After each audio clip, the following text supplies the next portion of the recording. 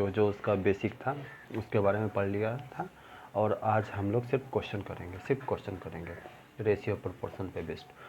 तो सबसे पहले क्वेश्चन जो मैंने लिया है वो लिया है A:B, मतलब A रेशियो B बराबर 6:7, मतलब इसको इस टू भी पढ़ा जाता है, ठीक है, इस टू भी पढ़ा जाता है। और रेशियो, ठीक है, या रेशियो बोलिए 6:7। उसी तरह B रेशियो से दिया हुआ 8:9। हमसे पूछ लिया गया ABC का रेशियो क्या होगा। तो इसको निकालने के लिए देखिए, सबसे पहले हम एकदम बेसिक से जाएंगे। जैसे A:B है, इसको इस तरह लिखिए B:C, ठीक है।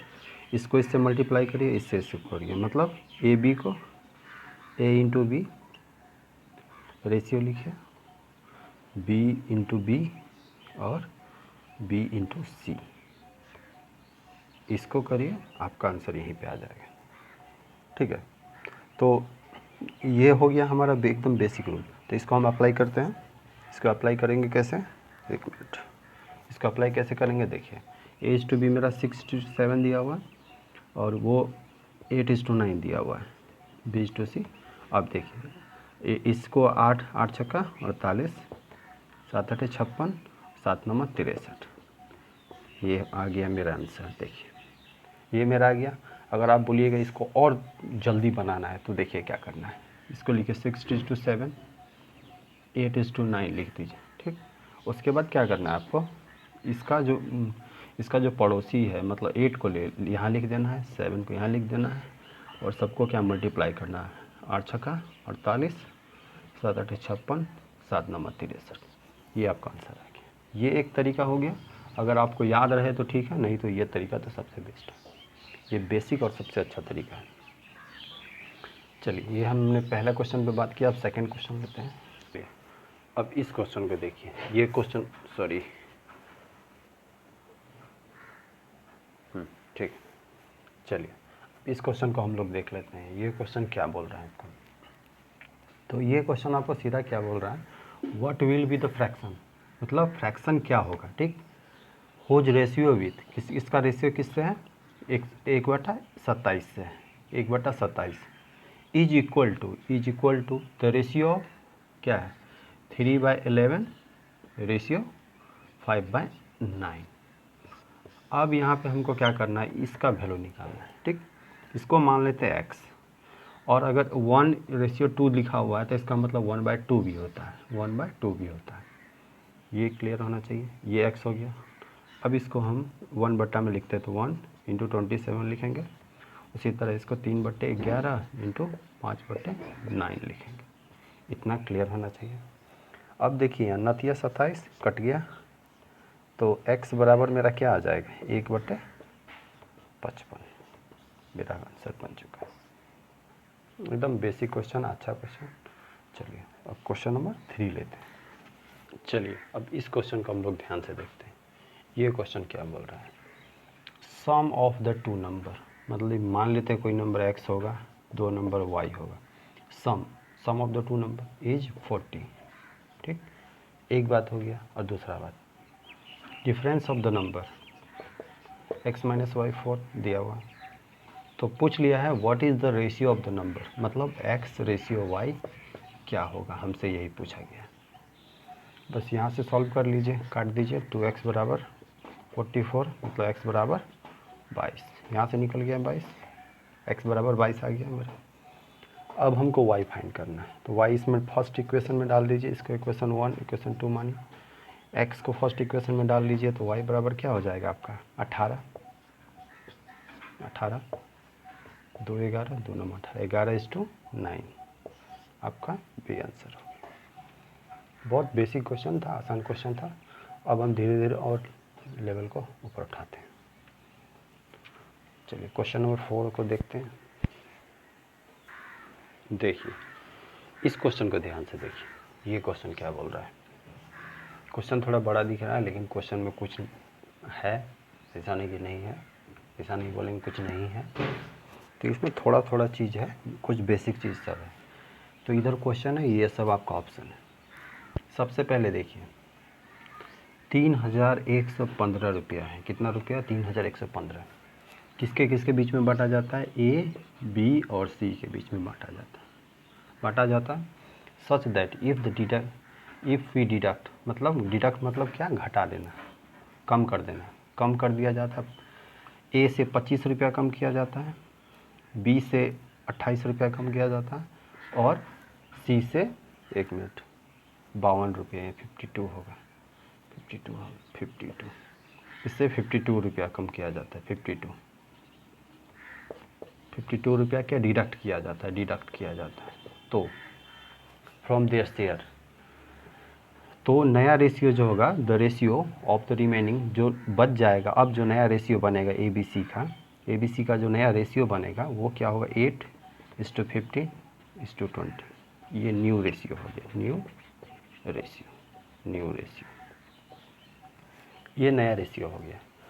तो देखिए इसको करना क्या है, इस क्वेश्चन को, ये इतना कम हो रहा है, कितना कम हो रहा है, 25, 28, 24, कितना कम हो रहा है, 25, 28 और 52, सॉरी बार मैं इसको लिख देता,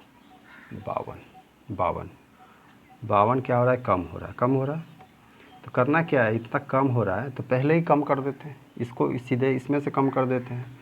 तो 25 को 28 को और 52 को जोड़ेंगे तो क्या होगा, 8 2 10 5 15, 2 2 4 5 9 1 10, 105 रुपये इसमें से हम कम कर देते हैं, यहीं पे 105 रुपया कम कर दिए, 0 1 0 30 10, कितना आ गया मेरा, 30 10।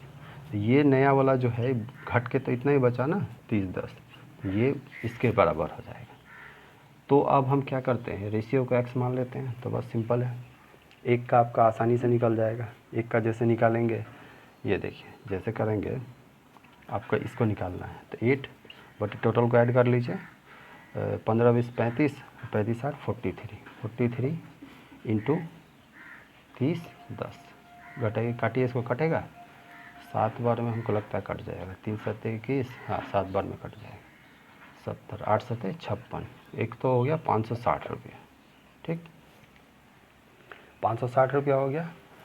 तो अब देखिए अब क्या बोल रहा है, अब दूसरा का निकालेंगे, मतलब 15 का, 15/43 इंटू, डायरेक्ट 15 इंटू 70 करते हैं, 15 इंटू 70, 15 7 105 हो गया, 15 इंटू 70 हो गया।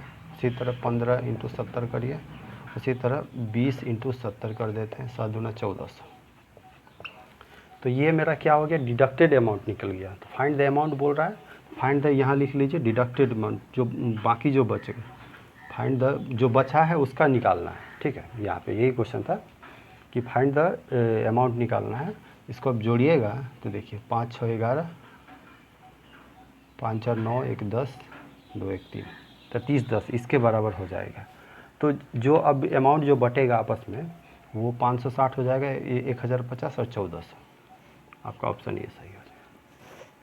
ये आपका अच्छा क्वेश्चन था, और जिस तरह क्वेश्चन पूछे उसी तरह हमको जवाब देना है। तो ये रेशियो, नया रेशियो बना, फिर उसके बाद हम रेशियो से निकाल लिए। जैसे ये जो बताया कॉन्सेप्ट, ये क्या है देखिए, अगर मान लीजिए किसी मान लीजिए 15 रुपया है, इसको 1:2:3 रेशियो में बांटा जाता है, 1:2:3 रेशियो में। तो करना क्या होता है, ये 15 रुपया, 3 2 5 1 6 है, तो इसको हम 18 मान लेते हैं, 18 रुपया को इतना रेशियो में बांटना है। तो करना क्या है आपको, मान लीजिए आप डायरेक्ट और बेसिक से जाते हैं, तो x रेशियो को मान लेते हैं, x रेशियो को x मानते हैं। तो यहाँ x + 2x + 3x लिखेंगे, बराबर 18 होगा, 3 2 5 1 6x बराबर 18, x बराबर 3 निकला, x बराबर 3। तो पहला का हो जाएगा 3, दूसरा हो जाएगा 6, तीसरा हो जाएगा 3 3 9। तो ये इस रेशियो में बटेगा, इस रेशियो में बटा मतलब ये अमाउंट इतना हो जाएगा। तो हम इस तरह निकालते हैं। अगर डायरेक्ट निकालना है तो सीधा करिए 1/3 2 5 1 6 इंटू 18, 6 3 18 हो गया। उसी तरह दूसरा 2 है तो 2/6 इंटू 18। तो हम जैसे हमको समझ में आता है बस उसी तरह इस क्वेश्चन में लगा देना है। तो ये आपका 4 नंबर क्वेश्चन हो गया। अब हम क्वेश्चन नंबर 5 देखते हैं। क्वेश्चन नंबर 5, इस क्वेश्चन को ध्यान से देखिए। ये क्वेश्चन क्या बोल रहा है, x रेशियो 5 दिया हुआ है, x रेशियो y दिया हुआ है 4:5, 4:5। ये दिया हुआ है मेरा, ठीक। मतलब इसको हम x बाय वाई भी बोल सकते हैं, कोई दिक्कत है। 4/5 दिया हुआ है मेरा। उसी तरह क्वेश्चन मेरा दिया हुआ है 3x प्लस वाई बट्टे, या फिर इधर ही लिख दीजिए, आपको जैसा इच्छा हो लिखने का, 5x प्लस 3y दिया हुआ है। अब क्या करना है इस क्वेश्चन में? इस क्वेश्चन में करना क्या, देखिए इस क्वेश्चन में आपको एक्स वाई का टर्म लाना है, एक्स बट्टे वाई का, मतलब एक्स बट्टे वाई का टर्म लाना है। तो क्या करना पड़ेगा, सब में वाई से भाग दे दीजिए, सब में वाई से भाग दे दीजिए। इसका करने का आसान तरीका मैं बता रहा हूँ। किए, अब ये क्या हो जाएगा, 3 इंटू एक्स बट्टे वाई, ठीक है, 1 मिनट, हाँ ठीक है। और ये क्या हो जाएगा, 1 हो जाएगा प्लस 1। इसी तरह ये क्या हो जाएगा, 5x बाई वाई प्लस 3। ये मेरा नया हो गया। अब x बाई वाई तो हम जानते हैं 4/5 दिया हुआ है, तो यहाँ पे हम 4/5 लिख दें, कोई दिक्कत, प्लस 1। उसी तरह यहाँ 4/5 लिख दे तो कोई दिक्कत नहीं, ठीक है। तो यहाँ 5 है, सॉरी यहाँ 5 है, 5 है, ठीक है 5। तो 5 से 5 गया, इधर हो गया 4 3 7 बच गया, इधर 4 3 7 हो गया। इधर कितना होगा, 4 4 3 12/5, 12/5 प्लस 1, मतलब 12 5 17, और ये 5 उधर चल जाएगा तो 35 हो जाएगा, मतलब 17:35। ये मेरा आंसर है। इसको करने का तरीका यही है कि एक्स बाई वाई का टर्म में तोड़ दीजिए सबको और आसानी से बना दीजिए। चलिए क्वेश्चन नंबर 6 देखते हैं। क्वेश्चन नंबर 6 क्या बोल रहा है भाई। अभी इस क्वेश्चन को देखिए, ये क्वेश्चन आपका मेंस एसएससी सीजीएल मेंस का क्वेश्चन है, ठीक है, 2017 में पूछा गया था। तो एसएससी सीजीएल मेंस का क्वेश्चन है, लेकिन हम इसको देखिए कितना आसानी से करेंगे। करना क्या है इसको, क्या क्वेश्चन दिया हुआ, 2a बराबर 3b इक्वल टू 8c। ये क्वेश्चन मेरा, मतलब 2a इसके बराबर इसके बराबर, तो मान लेते हैं इसके बराबर कोई भी एक टर्म, मान लीजिए k मान लेते हैं, कोई टर्म मान लेते हैं इसके बराबर k है। तो हम 2a बराबर k लिखेंगे तो a बराबर क्या हो जाएगा, k/2 लिख सकते हैं। उसी तरह b बराबर क्या हो जाएगा, k/3 लिख सकते हैं। उसी तरह c बराबर क्या हो जाएगा, k/8 हो जाएगा। सबको आपस में इक्वेट कर दिए, मतलब 8c equal to k, 3b equal to k कर दिए। अब देखिए, अब a/b/c का रेशियो क्या बन रहा है, ये हो गया k/2, ये हो गया k/3, ये हो गया k/8, हो गया। k के सब में से उड़ा दीजिए, 1/2, 1/3, 1/8। अब इसको क्या करना है, सिंपलेस्ट फॉर्म में लाना है। तो क्या करेंगे, नीचे वाला कैल्शियम लेंगे 238 का, 238, तो हमको लगता है 8 या 24 दूना 48 हो जाएगा। तो 48 से सब में क्या करिए, गुना कर दीजिए, सब में गुना कर दीजिए 48 से सब में गुना कर दीजिए 48 से। ये हो जाएगा 24, ये हो जाएगा आपका 3 16, और ये हो जाएगा 8 से 48। ये हो गया मेरा। अब इसको फिर से तोड़ सकते हैं, 2 से काटिए, 2 12 दूना 24, 2 8 16 और 2 3 6, मतलब 12:8:3 मेरा आंसर आ गया। आपका ऑप्शन 4 आंसर है। ये सीजीएल मेंस का क्वेश्चन है, लेकिन बहुत आसान क्वेश्चन है। यहाँ पे आप कुछ भी मान सकते हो, 1 भी मान सकते हैं, जो आपका इच्छा हो वो मान सकते हैं, कोई दिक्कत नहीं है। चलिए क्वेश्चन नंबर 7 देखते हैं। देखिए ये क्वेश्चन देखिए, इसमें क्या पूछ रहा है, इसमें क्या पूछ रहा है, फोर्थ प्रोपोर्शनल क्या होगा। सबसे पहले ये समझते कि फोर्थ प्रोपोर्शनल होता क्या है। जैसे हम लिखते a/b इक्वल टू c/d, लिख दिए, ये क्या आपस में प्रोपोर्शनल है। तो यहाँ पे हम देखिए, यहाँ पे a जो होगा, ये होगा फर्स्ट प्रोपोर्शनल, पहला नंबर ये प्रोपोर्शनल, ये हो जाएगा सेकंड, ये हो जाएगा थर्ड, और ये हो जाएगा फोर्थ। पहला नंबर ये हम सीख लिए। अब हमसे पूछा गया फोर्थ प्रोपोर्शनल, मतलब ये पूछा गया है, ठीक है, यहाँ तक बात सही है। अब देख, अब इसको करेंगे कैसे, 189 करने, ऊपर लिखें फर्स्ट को सेकेंड यहाँ हो गया, थर्ड यहाँ हो गया, फोर्थ तो हमें फाइंड करना, बस इसको फाइंड कर दीजिए। अब इसको इधर क्रॉस मल्टीप्लिकेशन करिए, 189 इंटू एक्स बराबर 153 इंटू 273। एक्स का वैल्यू क्या हो जाएगा 153 टू 273 बाय 189। अब काटिए, क्या कटेगा, काट के आपको क्या आ जाएगा, काटिए ना, 17 नहीं 189 किससे कटेगा, 9 से कटेगा, 9 से काटते हैं, 9 दूना 18, 9 कम 9, 9 से ये कटेगा, 9 9 9 7 63 कट गया।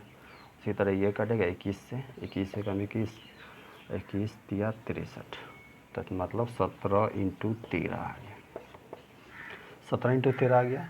अब इसको मल्टीप्लाई नहीं करना है, हम सिर्फ यूनिट डिजिट का मल्टीप्लाई करेंगे। 7 या 21 मेरा यूनिट डिजिट में 1 आ रहा है, 1 देखिए यूनिट डिजिट में कहीं पे आ रहा है, नहीं आ रहा है, सिर्फ इसमें आ रहा है। बस मेरा क्वेश्चन यही सॉल्व हो गया, ज़्यादा इसको सॉल्व करने की ज़रूरत ही नहीं। चलिए क्वेश्चन नंबर 8 देखते हैं। चलिए अब इस क्वेश्चन को देखिए, यहाँ पे क्या पूछ लिया हमसे, थर्ड प्रोपोर्शनल। थर्ड प्रोपोर्शनल वहाँ क्या पूछा था, फोर्थ, वहाँ पूछा फोर्थ, यहाँ थर्ड पूछ लिया। थर्ड तो पूछ लिया लेकिन एक इसमें ट्विस्ट डाल दिया। क्या ट्विस्ट डाला, यहाँ पे हमको मात्र 2 ही दिया, मतलब 2 ही दिया, 2 ही आपको नंबर दिया, मतलब 0.4 दिया है और 0.8 दिया, ठीक, 0.8 दिया, मतलब मान लीजिए ए है तो ये बी है, पहला नंबर ये, हमको 2 ही दिया है, तो हमको निकालना थर्ड है। लेकिन प्रोपोर्शनलिटी में क्या होता है, ए बाई बी बराबर सी बाई डी होता है, ये तो हम जानते ही हैं।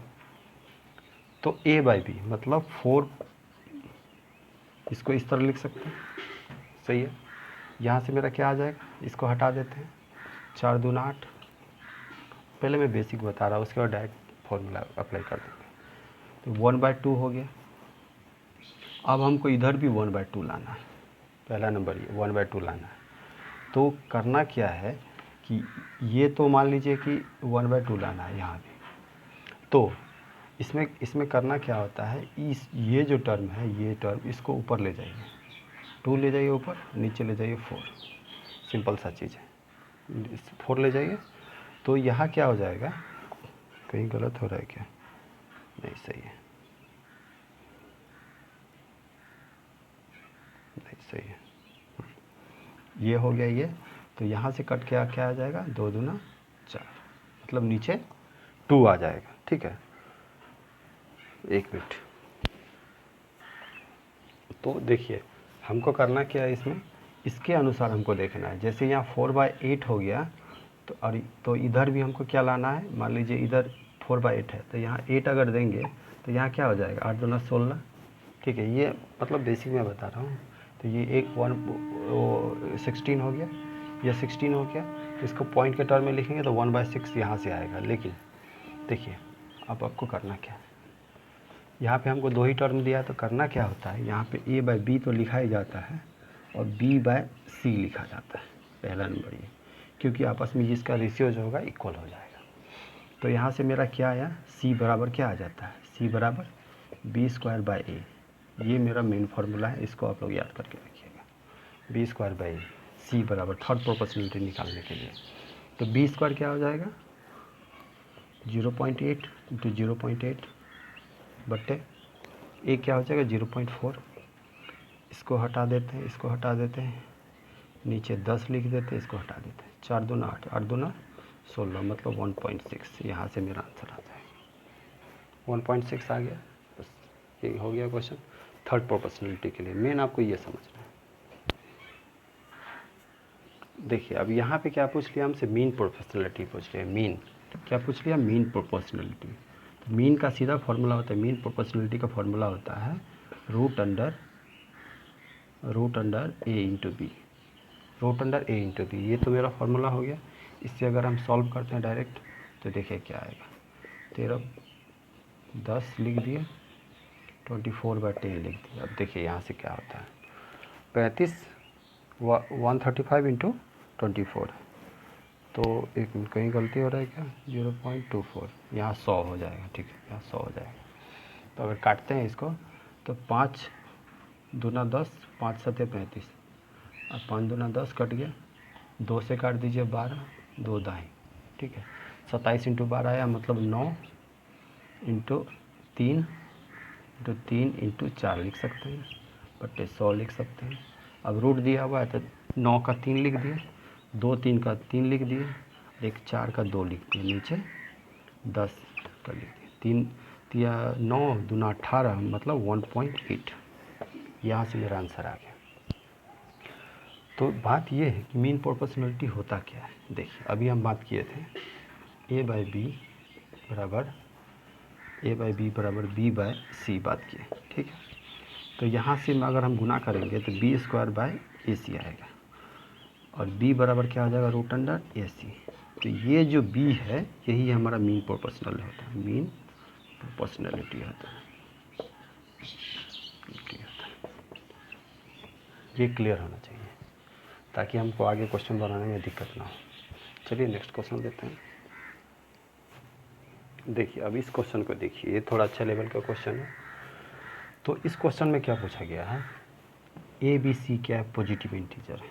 पॉजिटिव इंटीजर है, क्या है, पॉजिटिव इंटीजर है। पहले तो पॉजिटिव इंटीजर्स हो गया, इंटीजर्स तो हम जानते हैं 1 2 3 हो गया पॉजिटिव इंटीजर्स, ठीक है, पॉजिटिव इंटीजर्स हो गया। अब क्या बोल रहा है, such that A is to B, क्या दिया हुआ है, 3:4, ठीक, ये मेरा दिया हुआ है। और b इज़ टू सी दिया हुआ है, क्या दिया हुआ है, 2:1 दिया हुआ है। तो पूछ लिया गया है कि what is the possible value of a plus B plus C. A plus B plus C का क्या वैल्यू हो सकता है इन सब में से, ठीक है, इन सब में से ए बी सी का पॉसिबल वैल्यू क्या हो सकता है।